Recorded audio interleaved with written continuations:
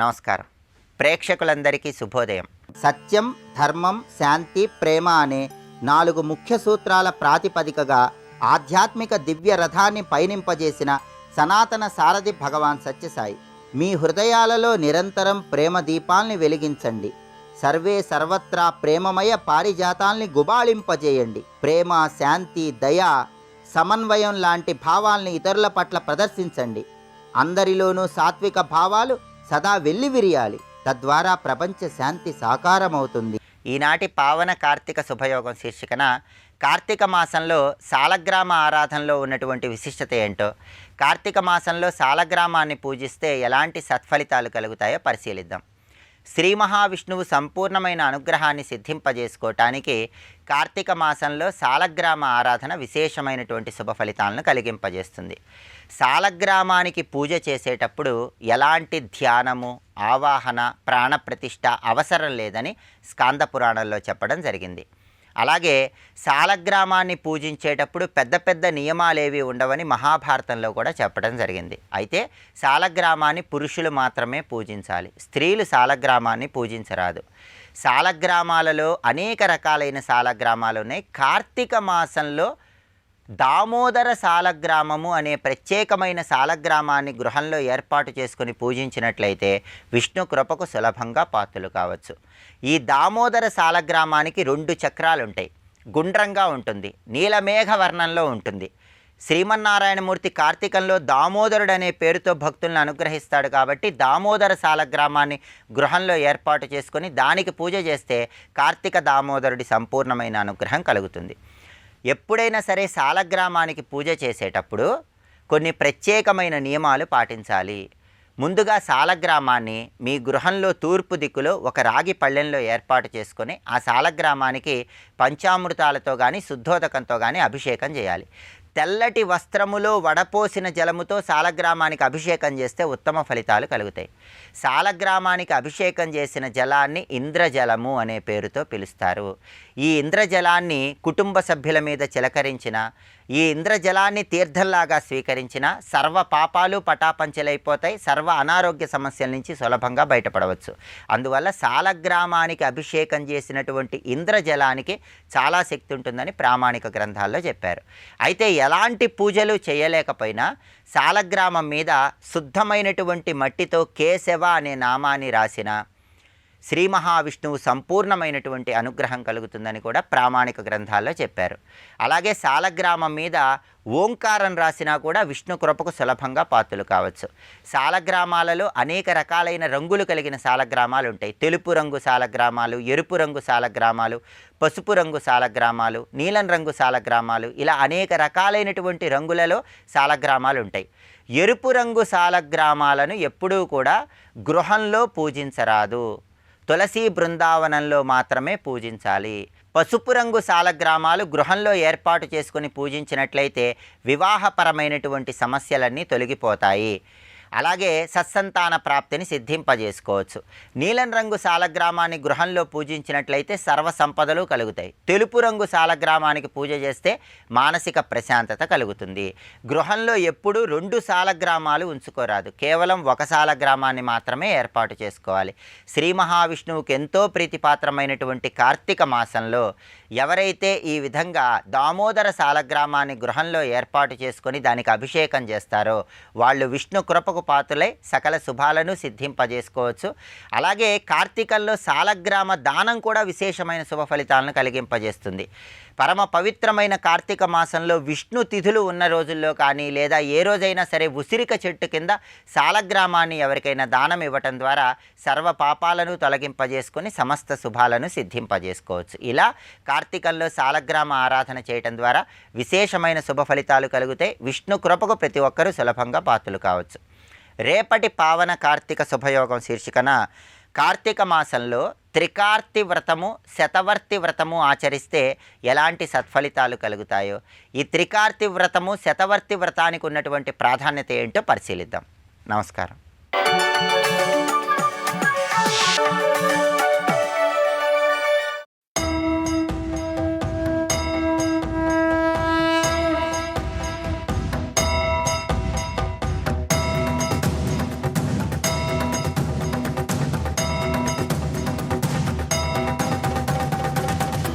దక్షిణాం ప్రార్థయ విభో యాదేయా తవ సన్నిధౌ.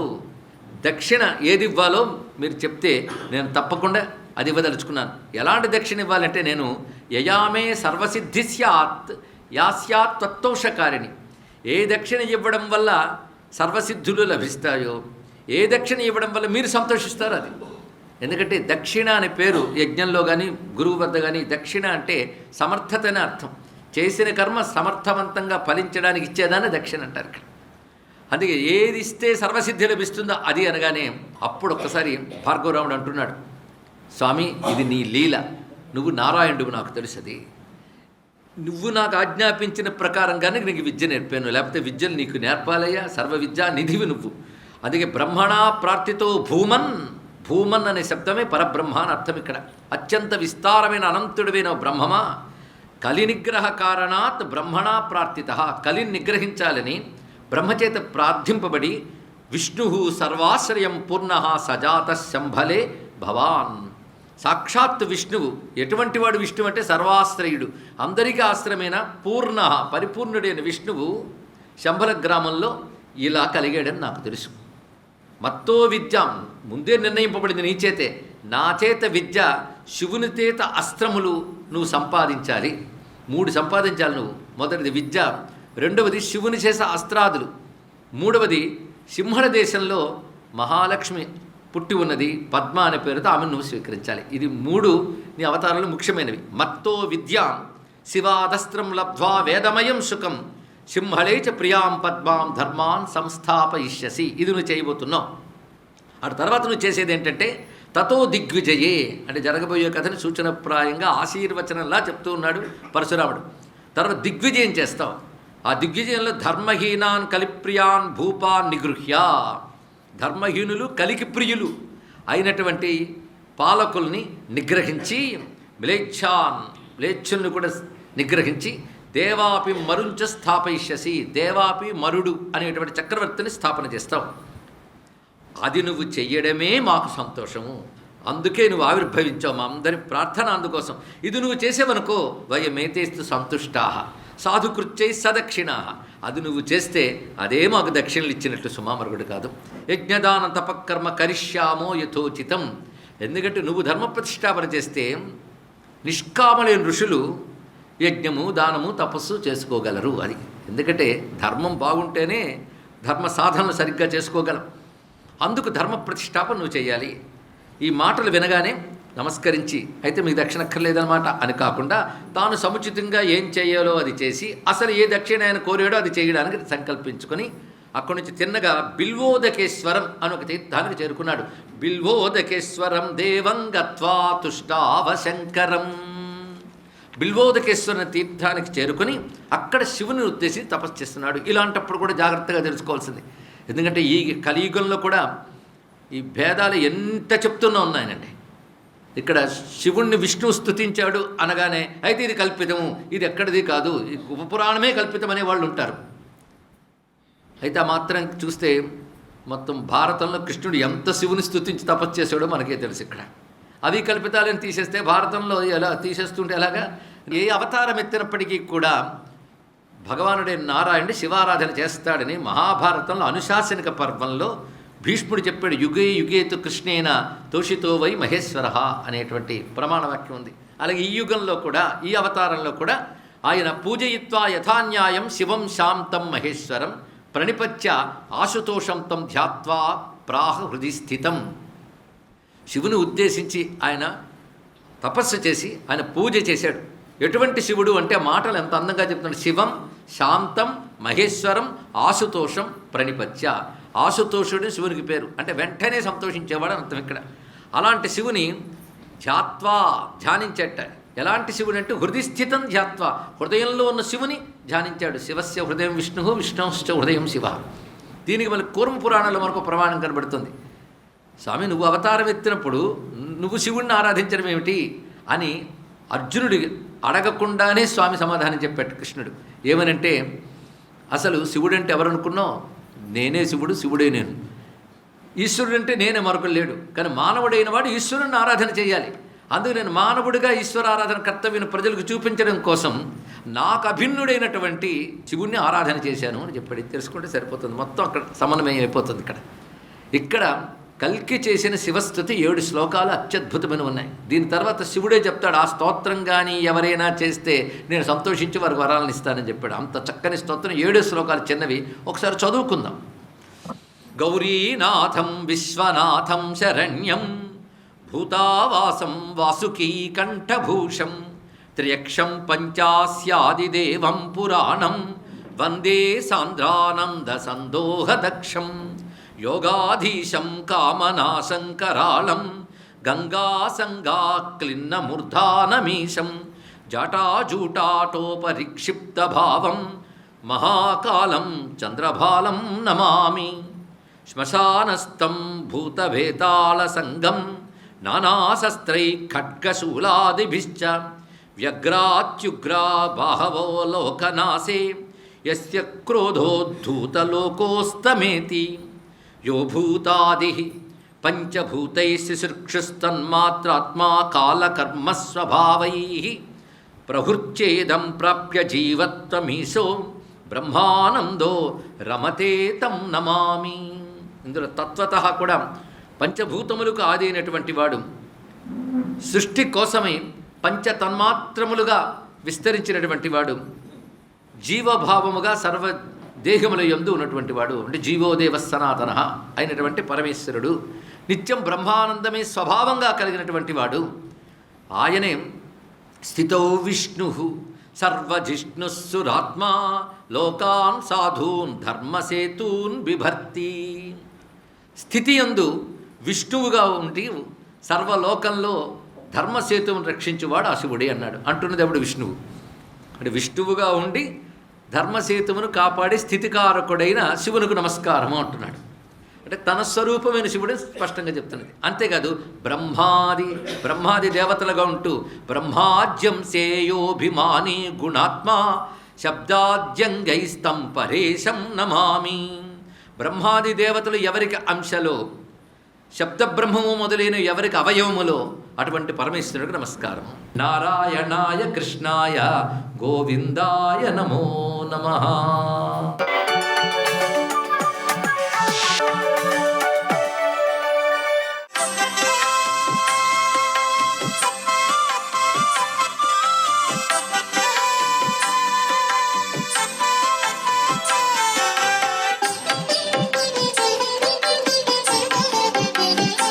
శ్రీం శివాయ నమః.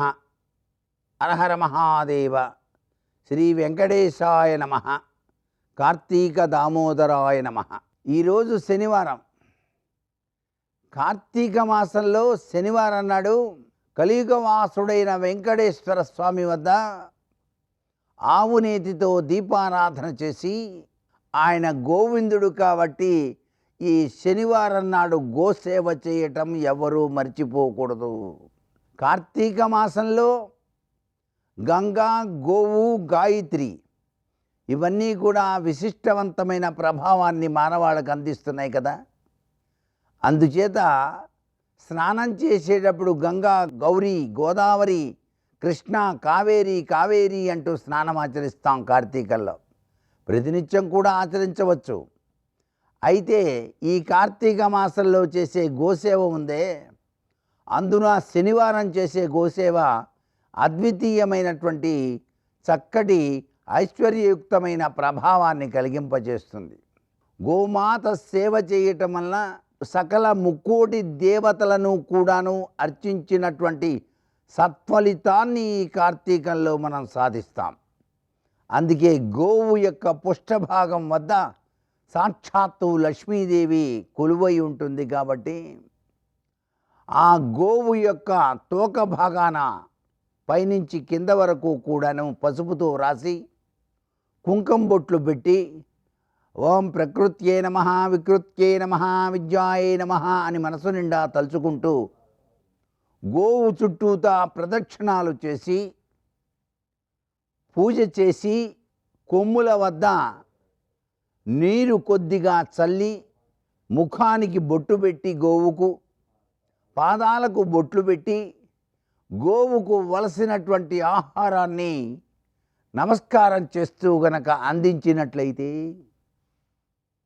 అద్వితీయమైన అనిర్వచనీయమైనటువంటి అభివృద్ధిని ఆ మానవుడు సాధిస్తాడు సుమా.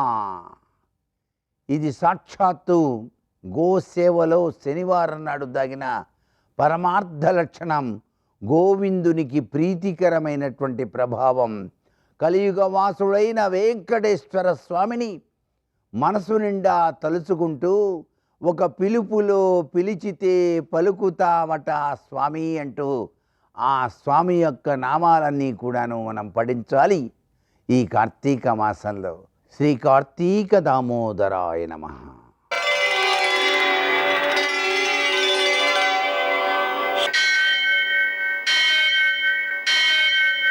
सहस्रशीर्षं देवं विश्वाक्षं विश्वशम्भुवं विश्वं नारायणं देवमक्षरं परमं पदं विश्वतः परमां नित्यं विश्वन्नारायणगुं हरिं विश्वमेवेदं पुरुषस्तद्विश्वमुपजीवति पतिं विश्वस्यात्मेश्वरगुं शाश्वतगुं शिवमच्युतं नारायणं महाज्ञेयं विश्वात्मानं परायणम्.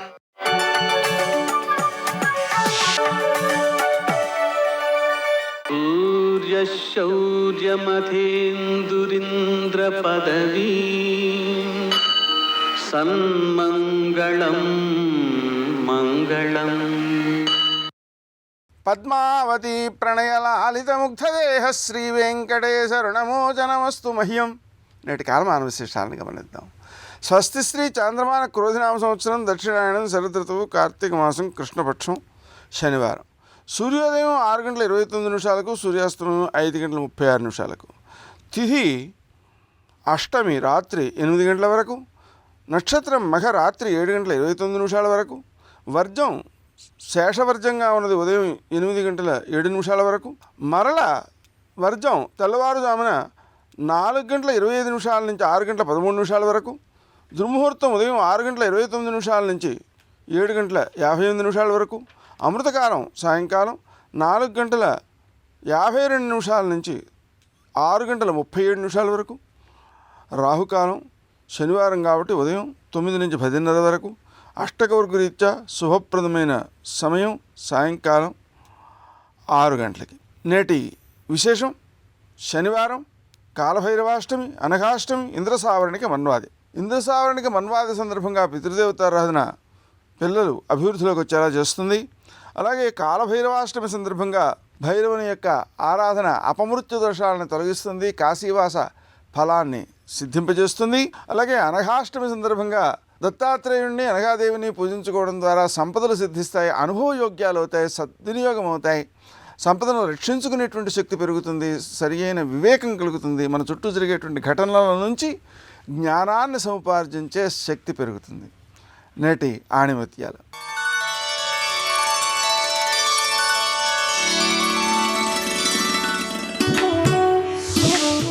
జీవితం అంటే నిన్ను నువ్వు చూసుకోవడం కాదు, నిన్ను నువ్వు రూపుదిద్దుకోవడం.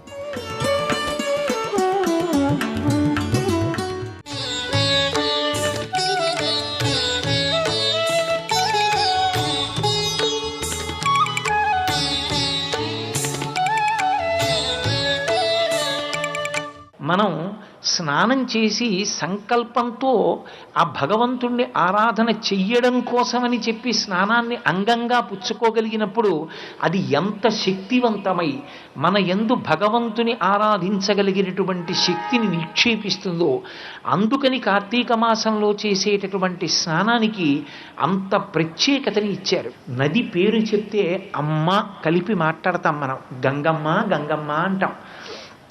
అటువంటి నదీ స్వరూపంలో కార్తీక స్నానం చెయ్యడం ఎంత అదృష్ట విశేషం. అందుకే ప్రత్యేకించి కార్తీక స్నానాన్ని అంత వైభవంగా కీర్తించారు. నేను పరమేశ్వరుణ్ణి పొందగలను, దానికి ఇది మార్గం అనుకున్న వాడికి ఈశ్వరుడు ఎప్పుడు లభించడు. పిచ్చి భక్తితో వేదం చెప్పింది, గురువు చెప్పారు. అందుకని ఆ నమ్మకంతో చేసుకుంటూ వెళ్ళిపోయిన వాడికి ఈశ్వరుడు వశుడవుతాడు. నేను ఈశ్వరుణ్ణి కట్టగలను, నువ్వు కట్టలేవు. ఈశ్వరుణ్ణి కట్టగలనని కాదు, నా సంతోషం ఇంతే, ఇలా చేసుకుపోతుంటాను. పరమేశ్వరుణ్ణి ఆరాధించకుండా ఉండలేక పూజ చేయడం అలవాటైతే పరమేశ్వరుడు నీకు వశుడవుతాడు.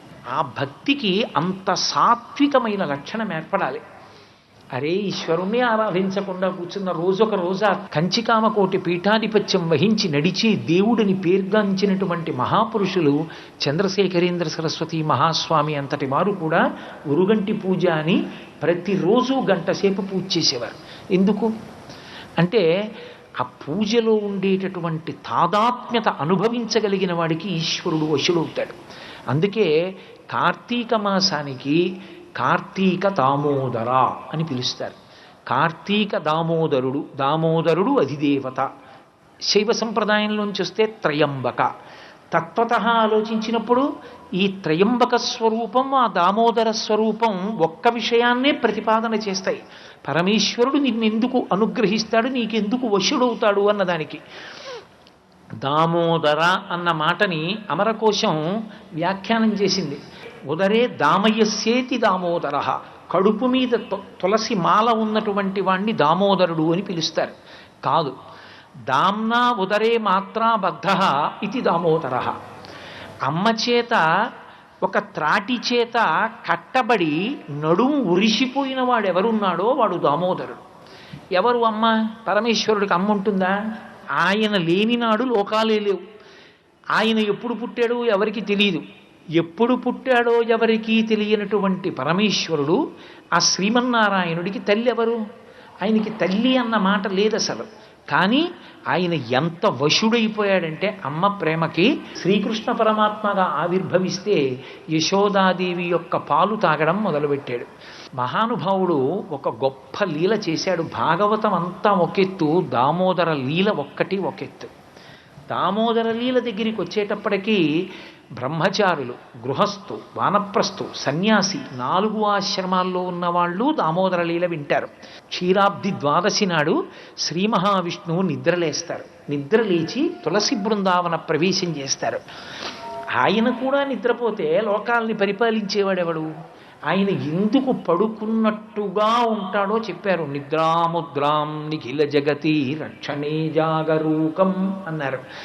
ఆయన ఉపాసనని గమనిస్తాడు. నీ మనసు ఎంత భక్తితో ఉంది. 1,00,000 బిల్వార్చన చేస్తున్నాం అంటారు. ఇలా చేత్తో పట్టుకుని లోపల గొంగళీ పురుగుంటే గొంగళీ పురుగుతో కలిపి శివలింగం మీద పారేస్తాడు, కప్పేస్తాడంతే ఆ మారేడు దళాలతో. ఏమి పూజ ఎక్కడుంది అసలు? అందులో భక్తి ఎక్కడుంది? ధ్యానం ఎక్కడుంది? అసలు మారేడుదల సమర్పణమునందు నీకు ఆ బుద్ధి ఎక్కడ నిలబడింది? పరమేశ్వర పాదముల యందు నిలబడితే కదా పూజ. కాబట్టి ఆ పూజ చేసేటప్పుడు మనసు నిలబడడం అనేటటువంటిది ప్రధానం. అలా నిలబడి చేసినటువంటి పూజ ఏదో దాన్ని ఆయన గమనిస్తుంటాడు. మానస పూజ ఎక్కడ జరుగుతోందో, పూజ జరుగుతుండగా మనసు ఎక్కడ నిలబడిందో అది ఆయనకి ప్రధానం. అందుకే పత్రం పుష్పం ఫలం తోయం యోమే భక్త్యా ప్రయచ్చతి. ఫలమైన పుష్పమైనను దళమైనను సలిలమైన బాయని భక్తిన్ కొలచిన జిలు అర్పించిన ఎలమిన్ రుచిరన్నముగా ఎనుభుజింతున్నంటాడు భాగవతంలో. భక్తితో సమర్పణం చేసినటువంటి దాన్ని స్వీకరిస్తాడు తప్ప ఇది నేను తీసుకొచ్చానన్న దాన్ని ఆయన ఏం పుచ్చుకోడు. అదో అహంకారం. అది ఆయనకెందుకు? అన్నీ ఆయన సృష్టిలోనివే. కాబట్టి ఆ భక్తితో ఎవడు నిలబడగలిగాడో వాడి వెంట పరమేశ్వరుడు పరిగెడతాడు. శివానంద లహరి చేస్తూ శంకరాచార్యులు వారు అంటారు, గభీరే కాసారే విశతి విజనే ఘోర విపినే విశాలే శైలే చ భ్రమతి కుసుమార్థంజలమతి సమర్ప్యే చేతస్సరసిజముమానాధభవతే సుఖేనావస్థాతుం జనహ్య నజానాతి కిమహో. నువ్వు నీ మనసన్న పద్మాన్ని అక్కడ పెడితే పరమేశ్వరుడు నీ వెంట పడతాడు. అదొక్కటి లేనప్పుడు ఎన్ని పద్మాలు తీసుకొచ్చి ప్రయోజనం ఏమిటి? సర్వం శ్రీ ఉమామహేశ్వర పరబ్రహ్మార్పణమస్తు. స్వస్తి.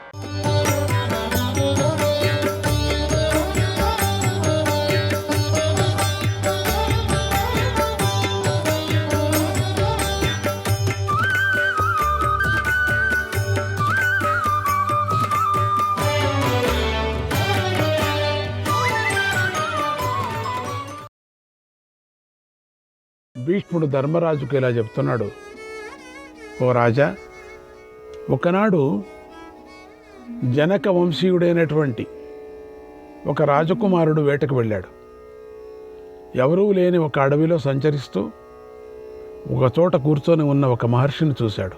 వెంటనే వసుమనుడు ఆయనకు నమస్కారం చేసి ఆయన దగ్గర కూర్చున్నాడు.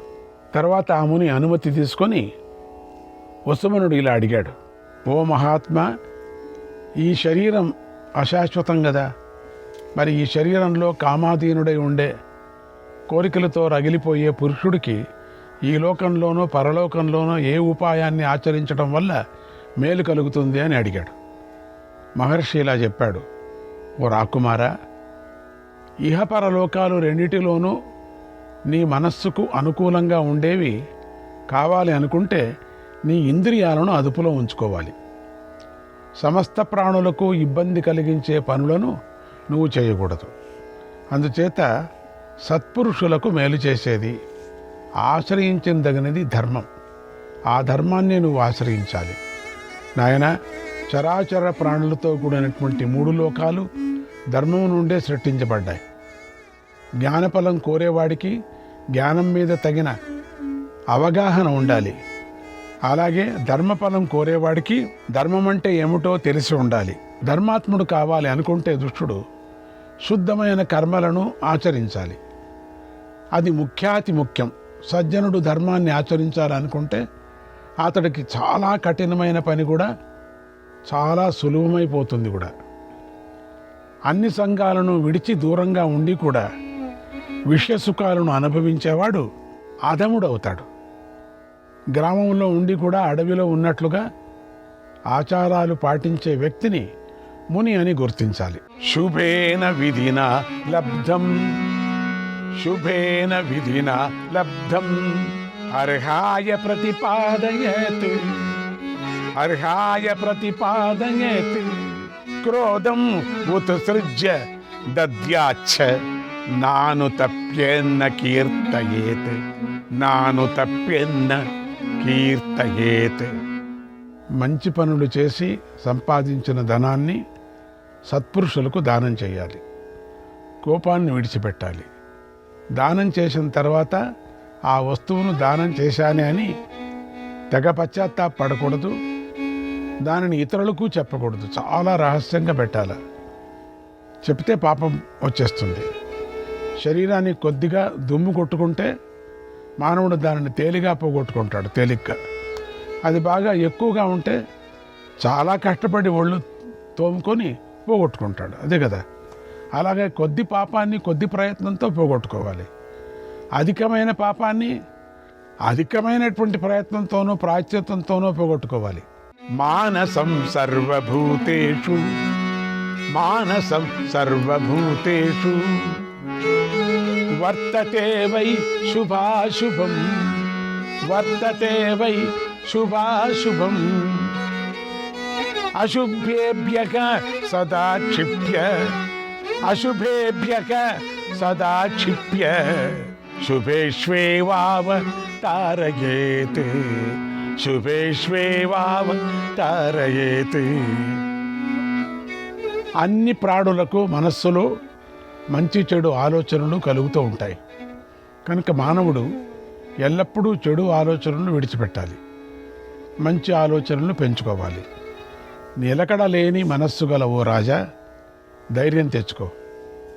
ఓ చెడు బుద్ధి గలవాడా, మంచి బుద్ధి కలవాడువు కా. ఇక శాంత చిత్తంతో ఉండు.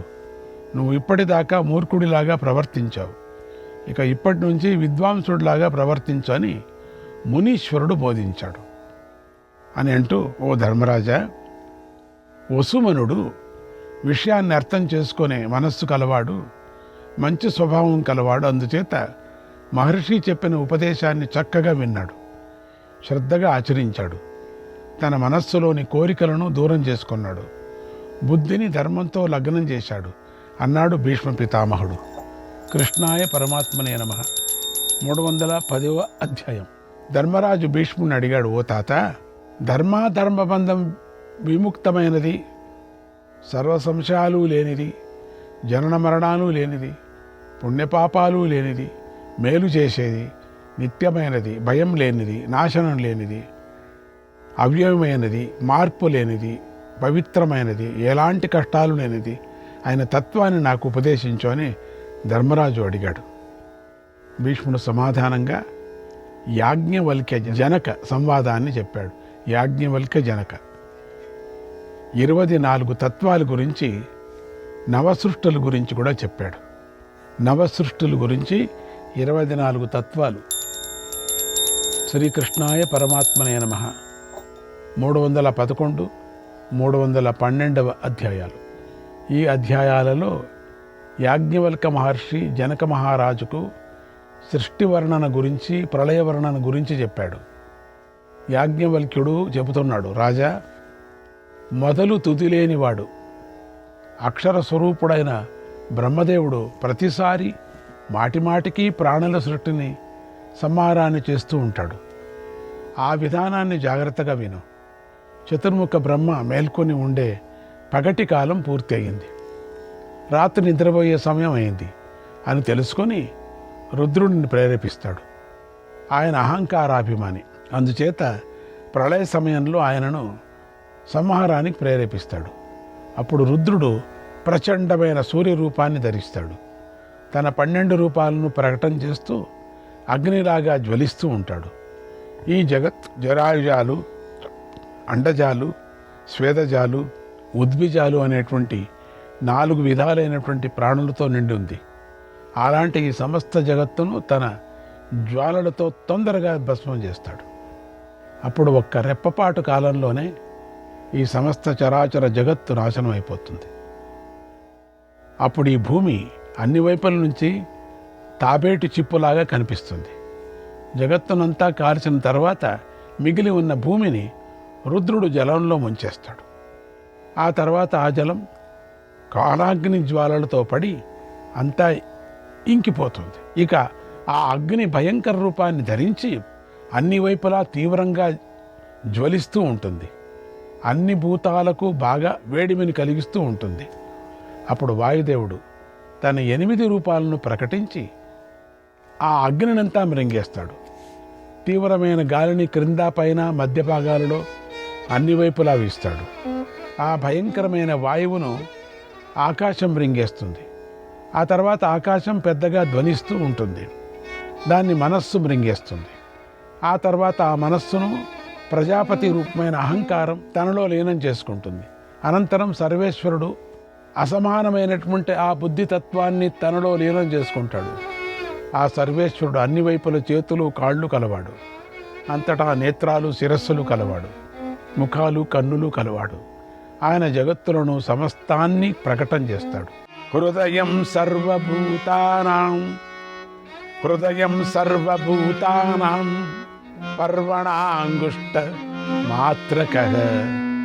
పర్వణాంగుష్ట మాత్రకః. ఆ సర్వేశ్వరుడు సకల ప్రాణుల హృదయాల్లోనూ బొటన వ్రేలి కణువు అంత ఆకారాన్ని ధరించి వెలుగుతూ ఉంటాడు. అణిమ, లఘిమ, ప్రాప్తి మొదలైన ఐశ్వర్యాలు ఆయనకు స్వాధీనమై ఉంటాయి. ఆయన సర్వనియంత, జ్యోతిరూపుడు, అవినాశి, మంగళమయుడు, ప్రజాపతి, అనంతుడు, మహాత్ముడు.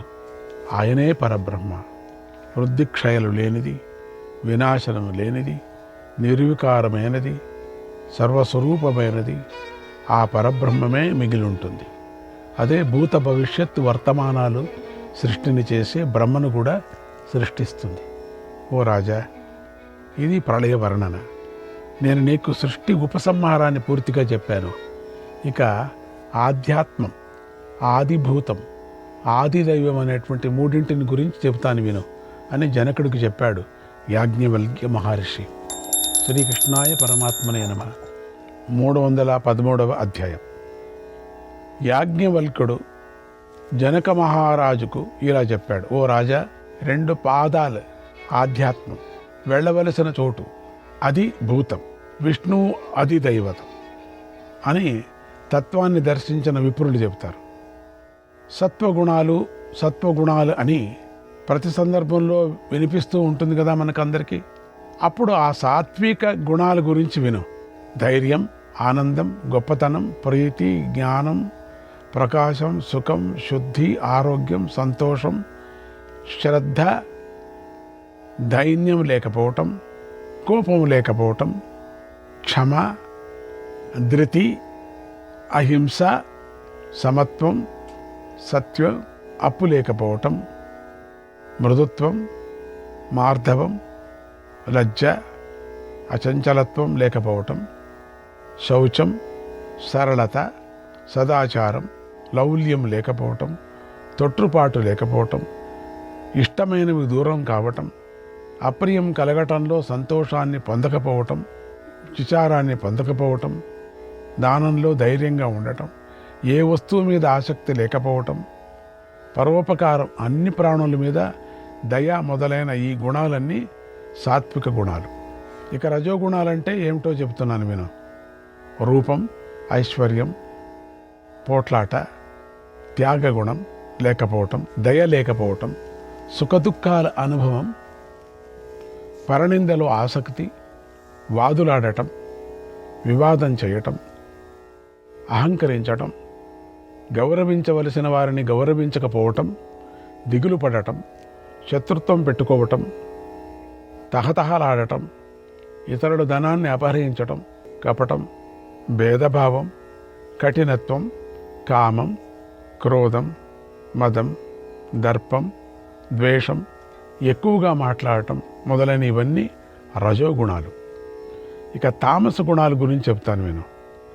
ఆహారంలో ఏది రుచించకుండా ఉండటం, ఆహారంలో అసంతృప్తి ఉండటం, ఎంత ఆహారం లభించినా తృప్తి కలగకపోవటం, త్రాగే పానీయాలతో తృప్తి చెందకపోవటం, దుర్వాసన గల వస్త్రాలు ధరించటం, వెళ్ళకూడని చోటుకు వెళ్ళి విహరించటం, మురికి పట్టిన పక్క మీద పడుకోవటం, కుర్చీలను ఉపయోగించటం, పగటిపూట నిద్రపోవటం, ఎక్కువగా వాద వివాదాలలో పాల్గొనటం, కష్టాలలో చిక్కుకోవటం, ఏమాత్రం పరిజ్ఞానం లేకపోయినా నాట్యం, గానం, వివిధ వాద్యధ్వనుల మీద ఆసక్తి కలిగి ఉండటం, నానా విధాలైన సిద్ధాంతాల మీద ద్వేషం కలిగి ఉండటం, ధర్మాల మీద ద్వేషం కలిగి ఉండటం మొదలైనవన్నీ తమోగుణ లక్షణాలు అన్నాడు యాజ్ఞవల్క్య మహర్షి. అదే గుణాలు చెప్తున్నారు ఇక్కడ. శ్రీకృష్ణాయ పరమాత్మనే నమః. 314వ అధ్యాయం. యాజ్ఞవల్క్యుడు ఇలా చెప్పాడు. ఓ జనక మహారాజా, సాత్వికస్యోత్తమం స్థానం, సాత్వికస్యోత్తమం స్థానం, రాజసస్యేహ మధ్యమం, రాజసస్యేహ మధ్యమం, తామసస్యాధమం స్థానం, తామసస్యాధమం స్థానం, ప్రాగురధ్యాత్మ చింతకాగ, ప్రాగురధ్యాత్మ చింతకాగ. సాత్విక వ్యక్తికి ఉత్తమ స్థానం, రాజస వ్యక్తికి మధ్యమ స్థానం, తామసునికి అధమ స్థానం కలుగుతాయని ఆధ్యాత్మ శాస్త్రజ్ఞులు చెప్పారు. పుణ్యం చేసుకుంటే మానవుడికి ఊర్ధ్వగతి లభిస్తుంది. పుణ్యపాపాలు రెండు చేసుకుంటే మధ్యమగతి లభిస్తుంది. కేవలం పాపం మాత్రమే చేసుకుంటే అధోగతి కలుగుతుంది. పరమపదం అలాంటి కష్టాలు లేకుండా ఉంటుంది. పతనం కాదు, ఇంద్రియాతీతంగా ఉంటుంది. బంధ కారణాలు ఏమీ లేని జన్మ మృత్యువుల నాశనం చేస్తుంది, అజ్ఞానాన్ని నాశనం చేస్తుంది. ఈ పరమపదం జ్ఞానులకే లభిస్తుంది అన్నాడు యాజ్ఞవల్క్య మహర్షి. శ్రీకృష్ణాయ పరమాత్మనే నమః. 315వ అధ్యాయం. యాజ్ఞవల్క్యుడు జనక మహారాజుకి ఇలా చెప్పాడు. ఓ రాజా, నిర్గుణాన్ని సగుణంగా చేయలేం, అలాగే సగుణాన్ని నిర్గుణంగా చేయలేం. గుణాలతో సంపర్కం గలవాడు గుణవంతుడని, గుణాలతో సంపర్కం లేనివాడు నిర్గుణుడు అని మునులు చెప్పారు. పురుషుడు అజ్ఞానం వల్ల మాటిమాటికి గుణాలతో సంబంధం కలిగి ఉంటాడు. ఎలాంటి సంఘం లేకుండా ఉన్నా స్వస్వరూపాన్ని తెలుసుకోనంత వరకు అతడికి ముక్తి కలగనే కలగదు అన్నాడు యాజ్ఞవల్క్యుడు. శ్రీకృష్ణాయ పరమాత్మనే నమః. 316వ అధ్యాయం. యాజ్ఞవల్క్య మహర్షి జనక మహారాజు చెప్పాడు. రాజా, సాంఖ్యంతో సమానమైన జ్ఞానం లేదు, యోగంతో సమానమైన బలం లేదు. ఈ రెండిటి లక్ష్యం ఒకటే. ఆ రెండు మృత్యువును నివారిస్తాయి. అజ్ఞానులు మాత్రమే ఈ రెండు శాస్త్రాలను భిన్నాలను వాదిస్తారు. మేము మాత్రం పరిశీలించి తెలుసుకున్నాం, సంపూర్ణంగా నిశ్చయించుకున్నాం, ఈ రెండు ఒకటే. యోగులు సాక్షాత్కరింపజేసుకునేటువంటి తత్వాన్ని సాంఖ్యులు కూడా దర్శిస్తారు. కాబట్టి సాంఖ్యయోగ శాస్త్రుల అభిప్రాయం ఒకటే అని తెలుసుకున్నవాడే అసలైన తత్వవేత్త అవుతాడు. వేదంలో స్థూలం, సూక్ష్మం అని రెండు విధాలుగా యోగ వర్ణం చెప్పబడింది. వాటిలో స్థూల యోగం అణిమాదులైన అష్టసిద్ధులను కలిగిస్తుంది. సూక్ష్మయోగం యమం, నియమం, ఆసనం, ప్రాణాయామం, ప్రత్యాహారం, ధారణ, ధ్యాన సమాధి 8 అంగాలతో కూడింది. ఈ రెండు తప్ప ఇంకొకటి లేదు. ఓ రాజా, మనస్సును ప్రత్యేకమైన చోట నిలపటాన్ని ధారణ అంటారు. మనోధారణతో చేసే ప్రాణాయామం సగుణం. ఒక ప్రత్యేక ప్రదేశాన్ని ఆశ్రయించకుండా మనస్సును నిర్బీజమైన సమాధిలో ఏకాగ్రం చేయటం నిర్గుణ ప్రాణాయామం అని అంటారు. అంటే ఎక్కడ పడితే అక్కడ అంతే, ఇదే కావాలా అదే కావాలా లేదు. అదే నిర్గుణమైనటువంటి ప్రాణాయామం. నూనెతో నిండి ఉన్నటువంటి ప్రమిదలోని దీపం గాలి లేని చోట నిశ్చలంగా ఉంటుంది. జ్వాలతో ఊర్ధ్వశిఖంగా వెలుగుతుంది. అలాగే సమాధిలో లగ్నమైన యోగి కూడా సుస్థిరంగా ఉంటాడని పండితులు చెప్తారు. శంఖాలు, నగారాలను పెద్దగా మ్రోగిస్తున్నటువంటి రకరకాల మధుర గీతలు వినిపిస్తున్నా యోగికి జ్ఞానభంగం కలగదు. అదే ఆయన సమాధి స్థితి దృఢంగా ఉన్నది అనటానికి లక్షణం. సమాధి స్థితిలో చక్కగా ఉన్న వ్యక్తి అంధకారంలో ప్రకాశిస్తున్న అగ్నిలాగా హృదయంలో ఉండేటువంటి జ్ఞానస్వరూపుడైన పరమాత్మను సాక్షాత్కరింపజేసుకుంటాడు అని యాజ్ఞవల్క్య మహర్షి బోధించాడు. శ్రీకృష్ణాయ పరమాత్మనే నమః. 317వ అధ్యాయం. ఈ అధ్యాయంలో యాజ్ఞవల్కుడు జనకుడికి మృత్యు సూచన లక్షణాలను చెప్పాడు. ఓ రాజా, సాంఖ్యయోగ శాస్త్రానుసారంగా ధారణపూర్వకంగా ఆత్మతత్వజ్ఞానాన్ని పొందాలి. ధ్యానయోగంతో అంతరాత్మను పరమాత్మలో లగ్నం చేయాలి. అలా చేసిన యోగి మృత్యువును జయిస్తాడు. అలా చేసిన వ్యక్తి సనాతన పదాన్ని పొందుతాడు. ఆ ఉత్తమ స్థానం అపవిత్రంగా ఉండే వారికి లభించదు. అంతేకాకుండా అది అక్షయమైనది, జన్మరహితమైనది, అచలమైనది, వికారరహితమైనది, పరిపూర్ణమైనది, మంగళకరమైనది అన్నాడు యాజ్ఞవల్క్య మహర్షి. శ్రీకృష్ణాయ పరమాత్మనే నమః. 318వ అధ్యాయం. యాజ్ఞవల్క్య మహర్షి చెప్పాడు, ఓ జనక, నువ్వు అవ్యక్తంలో ఉన్న పరబ్రహ్మ విషయం అడిగావు కదా, దాన్ని చెబుతున్నాను విను. అది అతి రహస్యమైనది. పూర్వం నేను శాస్త్రం చెప్పినట్లుగా నియమాలను పాటిస్తూ నమస్కరిస్తూ సూర్యుడి నుండి శుక్ల యజుర్వేద మంత్రాలను ఉపదేశంగా పొందాను. ఆ కథను చెప్తాను విను. నేను గొప్ప తపస్సుతో సూర్యుడిని ఆరాధించాను. అప్పుడు ఆయన ప్రసన్నుడై ఇలా అన్నాడు, ఓ మహర్షి, ఓ బ్రహ్మర్షి, నీకు కావలసిన వరం కోరుకో. అది ఎంత దుర్లభమైనదైనా సరే నేను నీకు ఇస్తాను, కోరుకో అన్నాడు. అప్పుడు నేను శిరస్సు వంచి ఆ దేవుడికి నమస్కరించి ఇలా కోరాను, ఓ దేవా, ఇంతకుముందు ఎవరూ చదవని యజుర్వేద మంత్రజ్ఞానాన్ని నాకు ప్రసాదించు అని కోరాను. అప్పుడు సూర్యుడు ఇలా అన్నాడు, ఓ యాజ్ఞవల్క్య, నేను నీకు యజుర్వేదాన్ని అనుగ్రహిస్తాను.